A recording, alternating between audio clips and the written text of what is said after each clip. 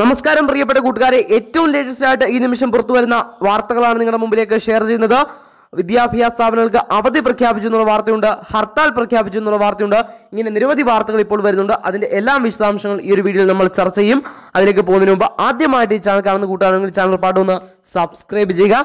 അതുപോലെ ജസ്റ്റ് ആ notification ബെല്ലൈക്കണിൽ all option enable ചെയ്യാൻ ശ്രദ്ധിക്കുക. വീഡിയോ ആദ്യം ഒന്ന് ലൈക്ക് ചെയ്ത് കാണാൻ കൂടി ശ്രദ്ധിക്കുക. ജസ്റ്റ് ഒന്ന് ലൈക്ക് ചെയ്യുക. അതുപോലെ ജസ്റ്റ് ഒന്ന് സബ്സ്ക്രൈബ് ചെയ്താൽ എല്ലാ അവധി അറിയിപ്പുകളും നിങ്ങളുടെ മുമ്പിലേക്ക് എത്തുന്നതാണ്. അപ്പോൾ മറക്കണ്ട, ജസ്റ്റ് ഒന്ന് സബ്സ്ക്രൈബ് ചെയ്യാൻ ശ്രദ്ധിക്കുക. നാളത്തെ ദിവസം ഇപ്പോൾ അവധി പ്രഖ്യാപിച്ചിട്ടുണ്ട്. വയനാട് ജില്ലയിൽ ദുരിതാശ്വാസ ക്യാമ്പുകളായി പ്രവർത്തിക്കുന്ന എല്ലാ സ്കൂളുകൾക്കും നാളത്തെ ദിവസം അവധി പ്രഖ്യാപിച്ചിട്ടുണ്ട്. അതുപോലെ തന്നെ ആലപ്പുഴയിലെ കുട്ടനാട്, അമ്പലപ്പുഴ, ചേർത്തല, ചെങ്ങന്നൂർ എന്നീ താലൂക്കുകളിലെ വിദ്യാഭ്യാസ സ്ഥാപനങ്ങൾക്കും അംഗൻവാടികൾക്കും നാളെ അവധി പ്രഖ്യാപിച്ചു.